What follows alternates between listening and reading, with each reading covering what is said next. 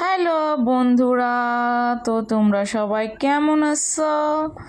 আমি তো ভালো আছি তোমাদের আশীর্বাদে। আমি আজকে তোমাদের সাথে একটি ছোট্ট ব্লগ নিয়ে চলে এসেছি। ব্লগটি হচ্ছে আমি বাবার বাড়িতে এসেছি। বাবার বাড়ি থেকে কোথায় আমরা ঘুরতে গেলাম সেটাই তোমাদের সাথে শেয়ার করব।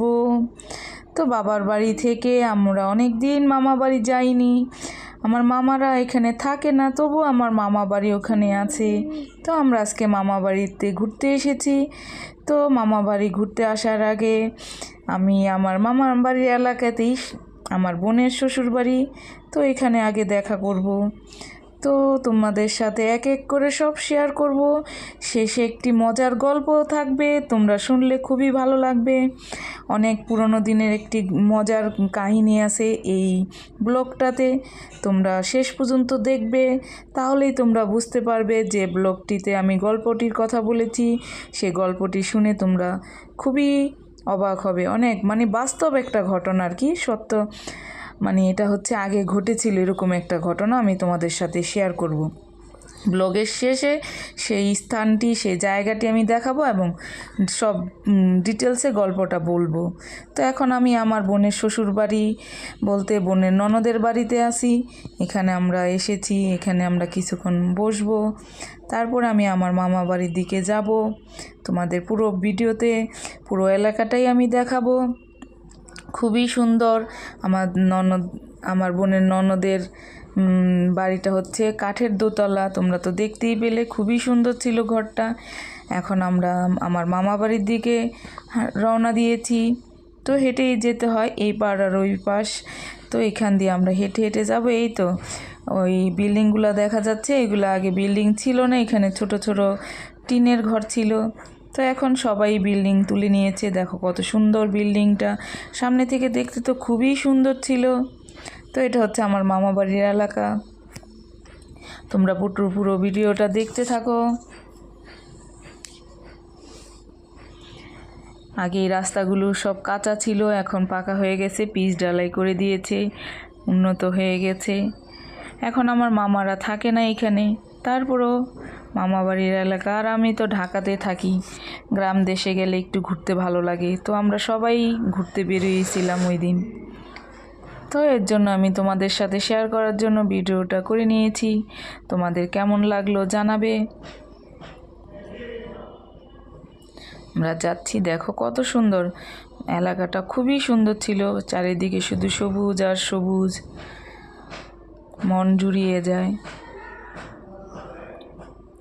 তো আমরা মামা বাড়ির দিকেই যাচ্ছি। দেখো প্রকৃতির কি অপরূপ দৃশ্য, কত সুন্দর লাগে দেখতে, ভালো লাগে। ছোটোবেলা মামা বাড়িতে এসেছি, মামারা ছোট থাকতেই মামারা ইন্ডিয়াতে চলে গেছে, এখন মামারা কেউ এখানে থাকে না। এই ব্রিজটা তখন পোল ছিল, একটা সাঁকো বলে যে, ওই রকম ছিল। এখন তো খুবই উন্নত হয়ে গেছে। চলো আগে তোমাদের আমার মামা বাড়িটা দেখায় নিয়ে আসি।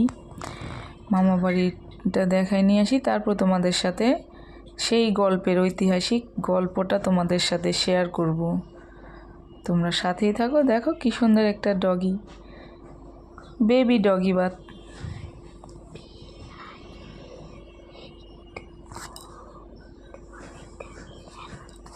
তো আমরা যাচ্ছি এই দিকে, মামা বাড়ির এখানে তো গ্রাম দেশে তো পাড়া বলে, পাড়া, এই পাড়ার সবাই আমার মা মাসি সবাইকে চিনে, কারণ সবাই ওনারা, এই ঘরগুলো আগে এই বিল্ডিং ছিল না, আগে ছিল এইভাবেই ঘর, টিনের ঘর ছিল, এখন সবাই বিল্ডিং করে নিয়েছে, সবাই বিল্ডিং করে নিয়েছে। তো এই তো মা মাসি দুজনেই দাঁড়িয়ে কথা বলছে, ওনারা তো চিনে মাকে, কারণ ওনাদের জন্ম এখানে হয়েছিল। এই তো আমার মামা বাড়ির ভিটাতে চলে এসেছি। এই যে এটা হচ্ছে অনেক পুরনো ঘর, এটাই স্মৃতি ঘর, কিন্তু ওনাদের নতুন করে বিল্ডিং করা হয়েছে। এই যে বড় বড় বিল্ডিং তুলে নিয়েছে।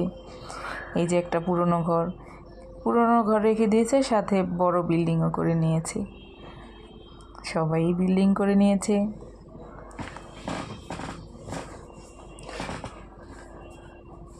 এই যে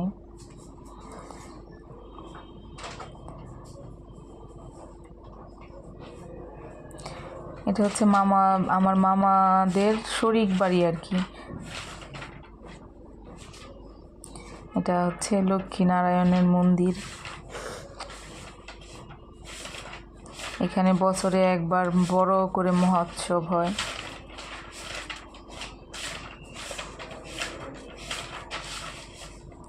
এই যে গরু পালে, গরু। এখান থেকে আমার মামা বাড়ির ইয়াটা শুরু। তো এই যে দেখো একটা বিড়াল বাচ্চা, খুব সুন্দর লাগতেছিল।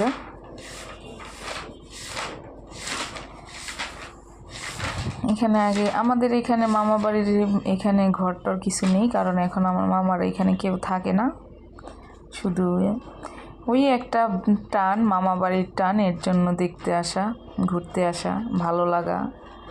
মামা বাড়ি মানেই তো অন্যরকম একটা টান কাজ করে সবার ক্ষেত্রেই।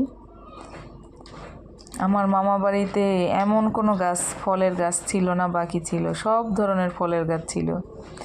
আম গাছ, পেয়ারা গাছ, ডেউ ফল গাছ, তারপরে লটকন গাছ, গোলাপ জাম গাছ, জলপই গাছ, কটবেল গাছ, তারপরে বড় বেল যেটা ওই বেল গাছ, তারপর হচ্ছে কাঠলিচু গাছ, মানে সব ধরনের। তারপরে বিলাতি গাছ বলে যে সেটা, সব ধরনের। আমার মামা বাড়ি খুবই বড় ছিল, খুবই বড় ছিল। এখানে সব ধরনের মানে অনেক ফল হতো। তেঁতুল গাছ, সব ধরনের গাছ ছিল। এখনও আছে, কেউ থাকে না।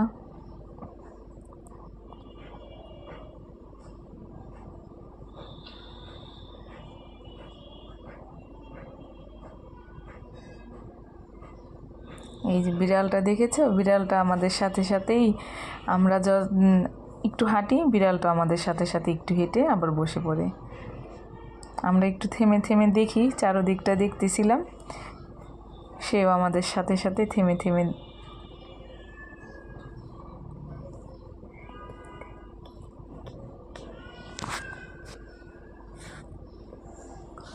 তো তোমাদের আমার ভিডিওটা কেমন লাগছে প্লিজ সবাই জানাবে, এবং সবাই পুরো ভিডিওটা দেখবে। যারা এই পর্যন্ত দেখছো তারা কন্টিনিউ করে পুরো ভিডিওটা দেখো, খুব ভালো লাগবে।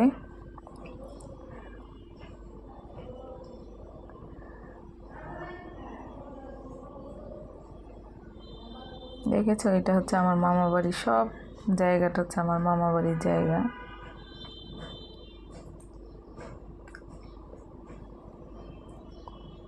এই যে দেখেছো বিড়ালটা, বললাম না, বিড়ালটা আমরা যেখানেই যাচ্ছি সেখানেই সাথে সাথে যাচ্ছি।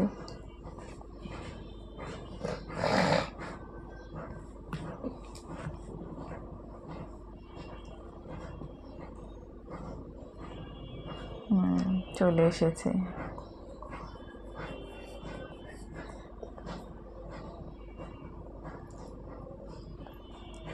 দেখো আবার চলে এসেছে, মানে ওই আমাদের পিছনেই ছাড়তেছিল না যতক্ষণ পর্যন্ত আমাদের দেখেছে ততক্ষণ পর্যন্ত। এই তো তোমাদের এখন আমি সেই স্থানে নিয়ে যাচ্ছি, যে স্থানের গল্পটা আমি বলবো বলেছি, সেই গল্পটা যেইখানে হয়েছে সেই কাহিনিটা তোমাদেরকে আমি বলবো। এটা আমার মার মুখে থেকে শোনা, মানে এক সময় এই ঘটনাটা ঘটেছিল আর কি। এই সেই পুকুর, এখানে হচ্ছে সোনার নাও পবনের বৈঠা আর কি। যখন অনেক আগে তখন যারা আর কি ছেলে মেয়ের বিয়ের সময় কিছু গরিব যারা নিজেরা বাসনপত্র ছিল না, মেয়ের বিয়ের কাজ করবে কি দিয়ে, তখন ওই কর্নারটার থেকে সকালে ভোরে অন্ধকার থাকতে এসে পান, তেল, মিষ্টি, আগরবাতি, মোমবাতি, ধূপধুনা দিয়ে ওইখানে বসে পূজা করলে বলে যেত, মা আমি আমার ছেলে মেয়ের বিয়ে, আমার বাসনপত্র নেই, তো তুমি আমাকে কিছু বাসনপত্র দিও। তখন সোনার নাও পবনের বৈঠা দিয়ে এই কাঁসার বাসনপত্র দিয়ে যেত, ওইটা নিয়ে ওনারা কাজ করতো। আবার ভোরের বেলা এসে এখানে এসে রেখে যেত। পরে ওইটা আবার এমনিতেই যাইতো। কিন্তু একবার নাকি আর কি একটা দুর্ঘটনা ঘটেছিল, একজন নাকি ওইখান থেকে একটা কাঁসার বাটি চুরি করে রেখে দিয়েছিল।